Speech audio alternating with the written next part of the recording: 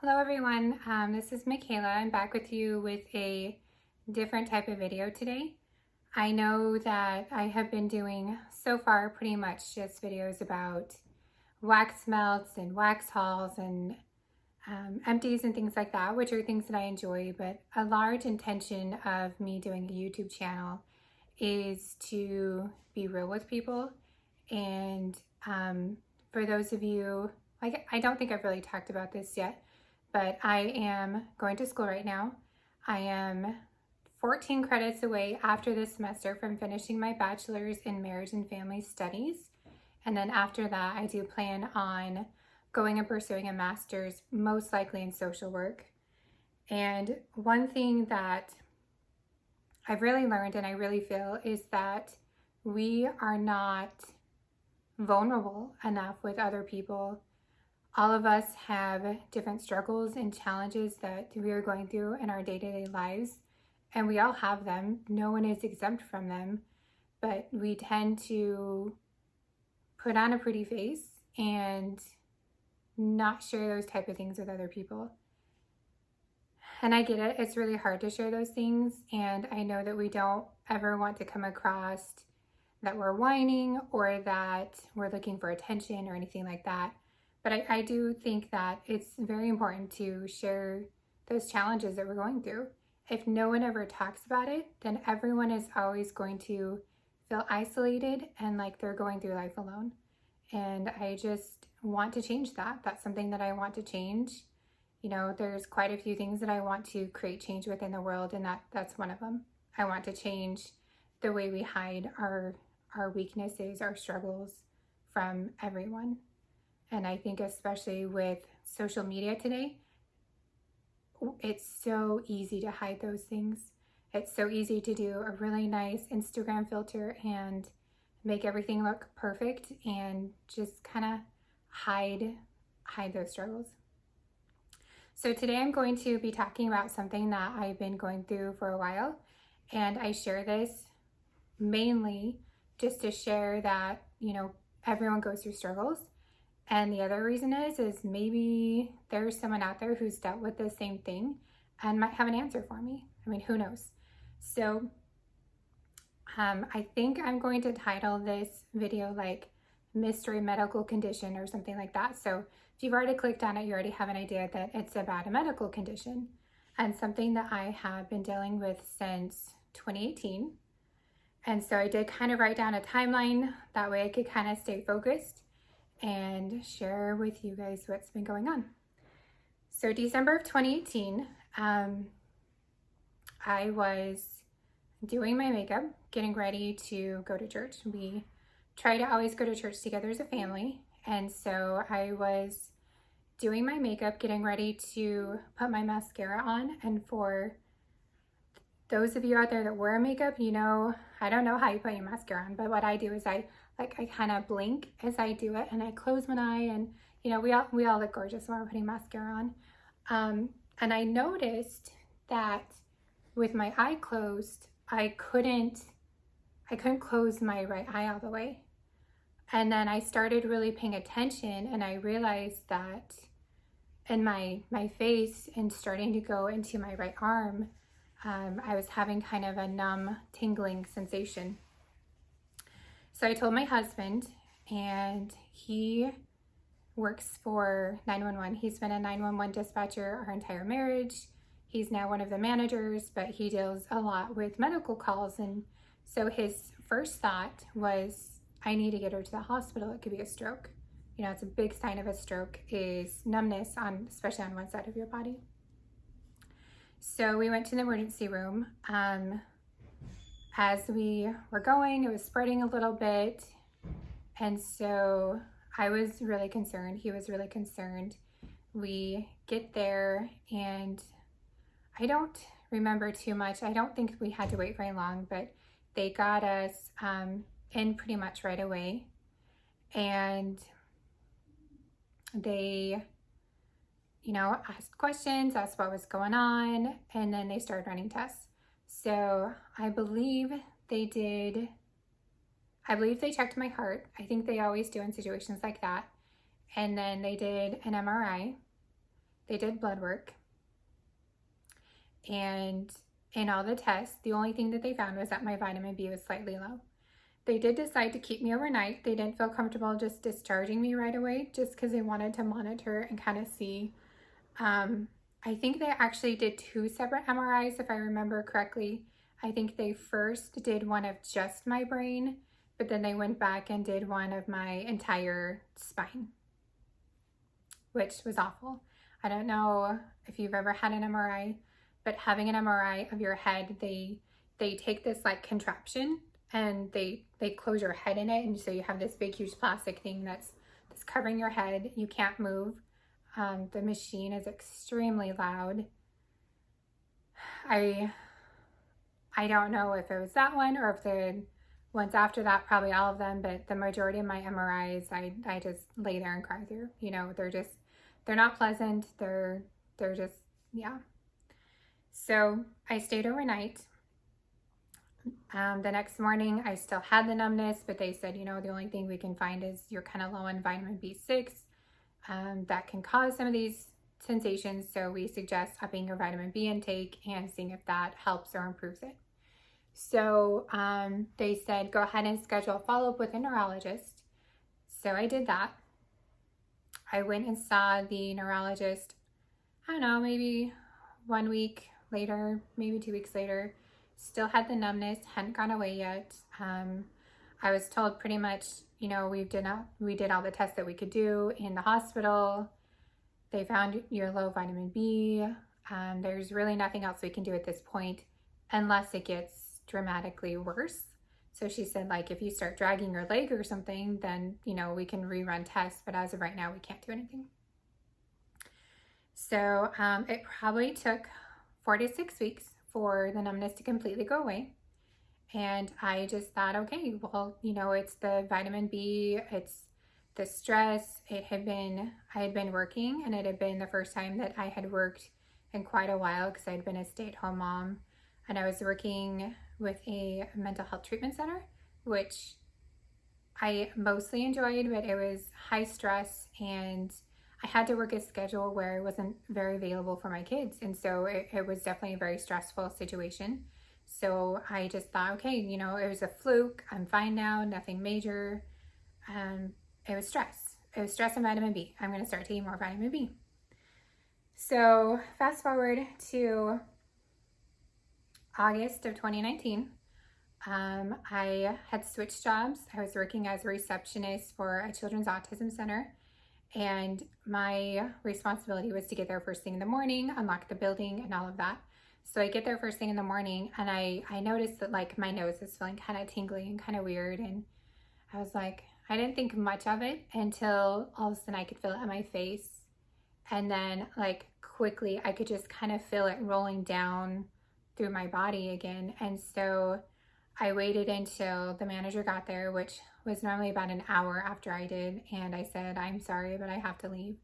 So I went home. I was definitely feeling pretty panicked at that point because, you know, here was something coming back that I thought was gone. And then I thought, you know, what did the doctors miss?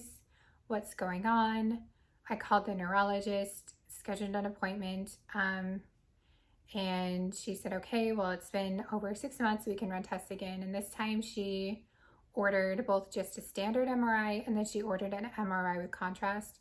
So that made the MRI like over twice as long. So what you have to do is first you lay there and you do the standard MRI, and then you have an IV and they inject dye into you pretty much, and you can't move that whole time. And then they redo the entire MRI again with the contrast, so that hopefully if it's something that's harder to see, they can see with the contrast.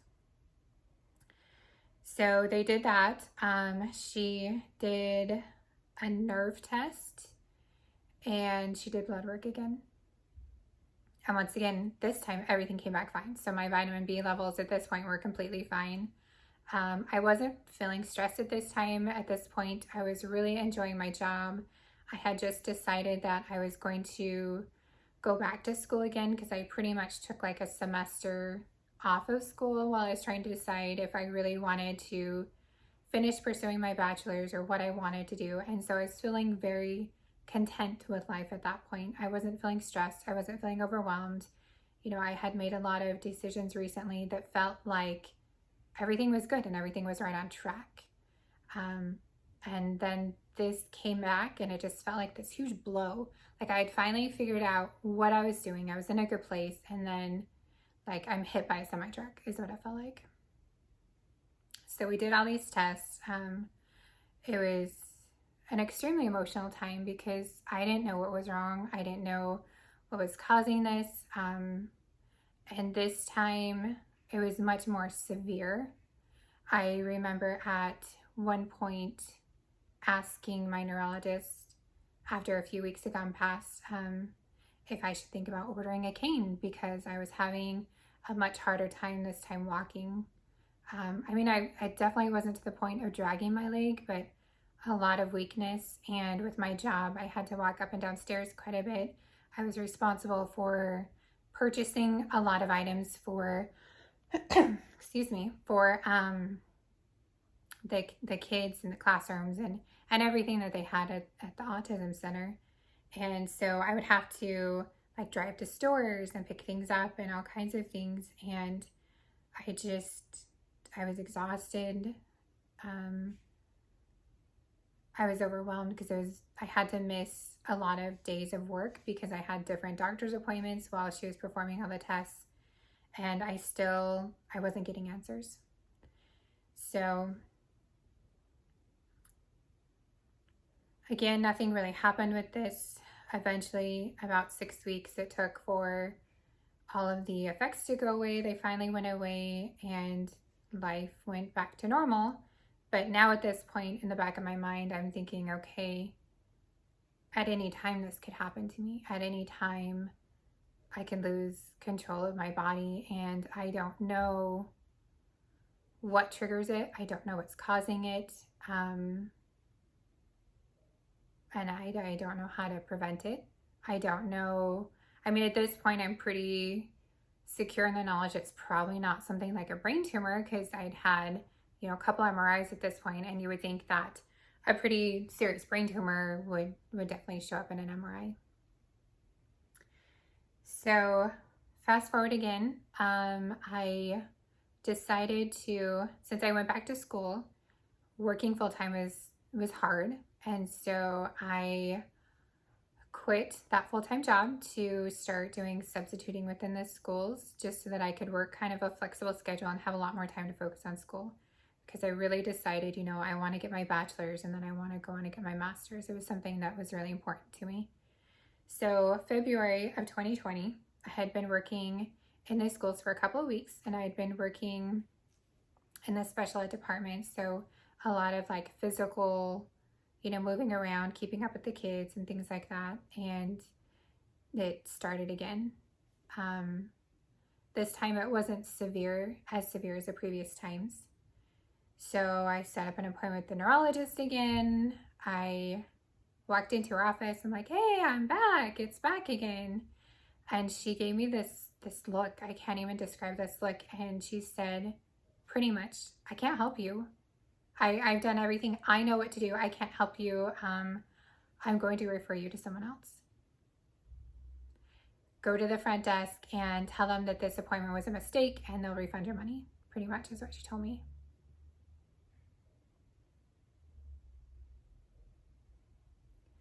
To have a neurologist who's supposed to, not know everything because of course a doctor's not going to know everything, but to go into an appointment and have a doctor pretty much say, I'm sorry, I can't help you, go somewhere else. That was a bad day. That was a bad feeling. I felt very lost. I felt very frustrated. And I felt like, is this next doctor even going to take this serious? Is this next doctor going to be able to help me? Why is she just pawning me off onto someone else? So I scheduled an appointment with a different doctor. And the one bad thing was I had to drive further. So I live outside of Houston. So the one that I had been seeing was, like 10, 15 minutes away from my house. And this new one was in Houston.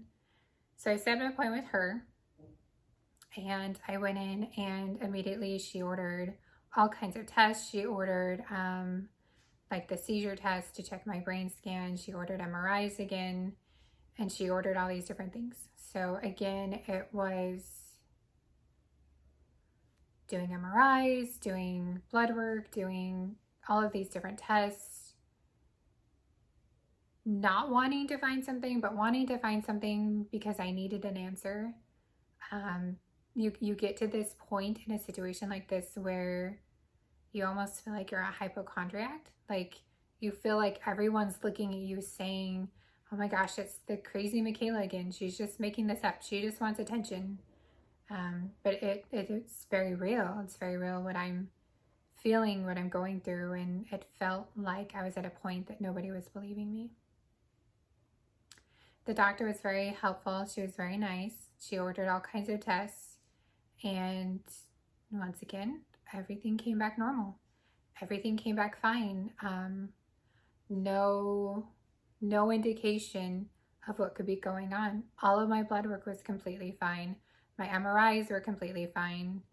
My brain scan was completely fine. There's no sign of seizures.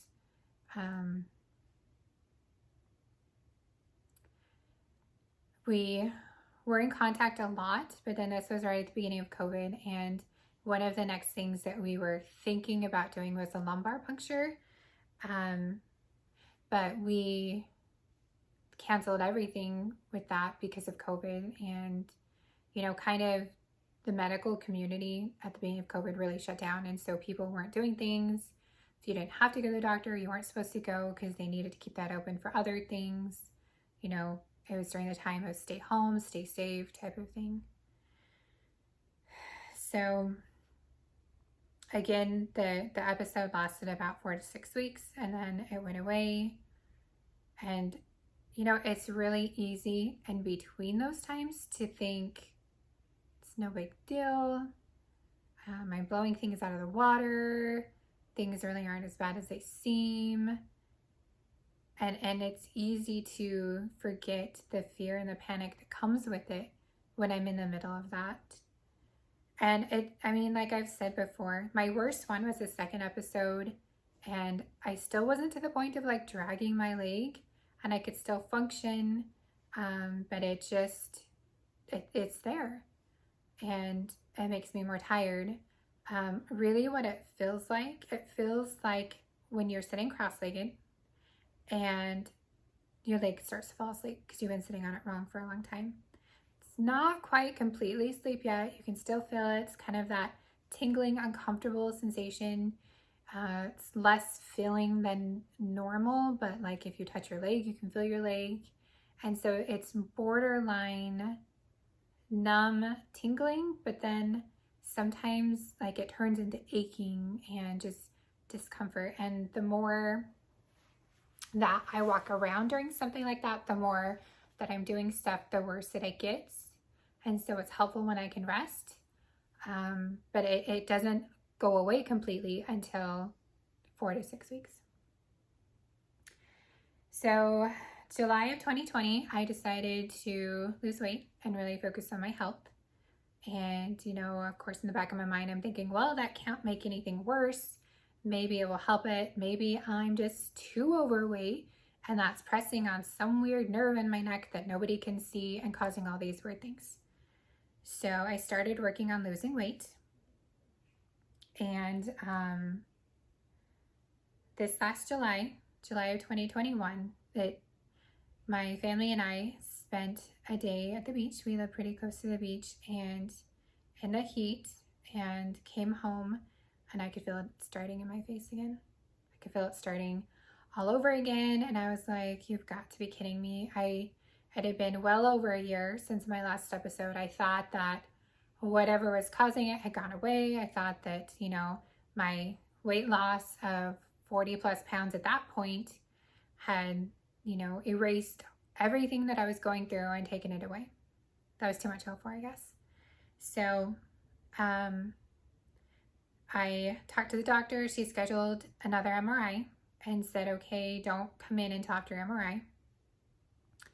but I couldn't get the MRI scheduled for quite a while. And so I ended up not even going into the doctor until August, which was pretty much after the symptoms had gone away again. Because like I said, they last about 4 to 6 weeks. It wasn't nearly as severe as that one episode that I had. It was lighter.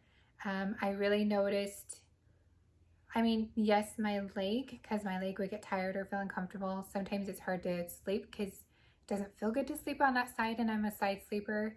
But then when you sleep on the other side, then you can really feel kind of almost like a restless leg syndrome. For anyone who's been pregnant and experienced that, it feels kind of the same when you're trying to sleep, especially. And so one thing that I noticed a lot is being in school, I would notice that like my hand, when I was typing, like I could still type, but it was slower. So I was slower with typing, slower with things like that. Things just took a little bit longer. So she did the MRI again. She did blood work again. She did the brain scans again. And when I went in and met with her, she pretty much said, you know, you're like a broken car that's not making the sound that we need in order to figure out what the problem is. And so I didn't get the feeling from her at all that she didn't believe me. Like, she definitely believes me. She definitely does know that this is something that I'm suffering from and going through. But again, I was at the point of she doesn't know what else to do. She said pretty much that my symptoms sound like MS, but she would think at this point there would be at least some kind of sign, some kind of lesions, something somewhere to really point out what's going on. So she said that she was going to have to send me to someone else, but this was not at all in the same way the other doctor did. I mean, this was a long conversation. This was, you know, we've done this, we've done this, we've done this. And she said, okay, this is what I think it could be, but we're not seeing any signs. And so there's this specialist. So there's a specialist in Houston that works with MS directly. And I guess that he is heavily into academics and research. So she said, I'm going to do a referral to him. After you meet with him, he kind of can review your case, see what other things that maybe we can do. Then I go back and follow up with her. So it's not in the same situation of the other doctor just kind of washing her hands with me saying, can't help you, go away, go find someone else. This one was very much, I am trying to help you, so let's send you to someone who maybe might have another idea of what to do. So I bring this whole thing up now for a couple reasons. Yesterday, my symptoms started coming back again. And so this is probably the closest, sorry, I have my notes over here, so I keep on looking, but this is probably the closest that my symptoms have come together during this whole time. Again, it's not super bad right now, and it feels pretty light, so maybe it won't last as long. But the second reason that I also bring this up now is I am going this week to see the specialist. So it took me clear from August till the end of October to actually get in with this specialist. And so I don't know what he's going to say. I don't know if he's going to have an idea of other tests to run or other things to try. I really don't know at this point. It's been very difficult, and especially like with COVID and stuff like that, you know, I haven't really shared this a lot with people, and you know, people just don't really know what I've been going through, and especially for so long. And I just wanted to share this in the hopes that, you know, maybe there's someone else out there that is going through something that's been a really long journey, that either maybe they finally found their answers to whatever they're going through, or they're still in the thick of it like I am. It's difficult in these situations because you really don't know what to do. I mean, really, there's nothing I can do. I've done what I can. I've seen the doctors, I've seen the specialists, they've run the tests, and they're just not finding answers. and it just becomes super, super frustrating. And I find it kind of ironic. I used to watch, I don't remember, I don't think it was on YouTube. I think it was before YouTube, but like the mystery medical diagnosis shows. And now that's like my life. Now that's what I'm living. And most of the time when I'm not going through an actual episode like this, it's fine. And it's no big deal. And I don't notice anything and I live my life like normal. But there's always that fear of, when is it going to happen again? How is it going to happen again? Is it going to be worse this time? Is it going to completely go away, or is it going to stay a little bit? And the uncertainty of not knowing what my future is going to be like. I mean, I've said in previous videos, which if you haven't watched them, then you wouldn't know, but I am a mom to 6 kids. My oldest is 17 and my youngest is 6. And so I need to know physically that I'm going to be able to take care of my kids and be there for them. And the uncertainty has been very difficult. So after I meet with the specialist, maybe I'll do an update video if we discover anything, if he suggests anything. I really don't hope he wants to do another MRI because I hate them and they're miserable, and I'm not really claustrophobic, but like, you feel very claustrophobic when your head's stuck in that big huge machine and your head's strapped down. It's just not a good feeling. So thank you for those of you who stayed and listened to this. If you have experienced this, if you have gone through anything like this, even if you just appreciate the vulnerability of this post, please give it a like, so I know that there's other people out there that are going through things, and maybe not similar things, but things that are difficult and things that are hard. And I wish you all the best of luck, and I hope that for those of you looking for answers, that you will find the answers that you're looking for, and that you will find someone to stand in your corner and help you through whatever struggles that you personally are going through. And I hope that everyone's having a good day and enjoying fall. We are in Texas, so we don't really get that fall weather and fall leaves. That's the one thing I miss about being in Idaho, but I do love the warm winters here in Texas. So anyway, have a great day, and I'll talk to you soon. Bye.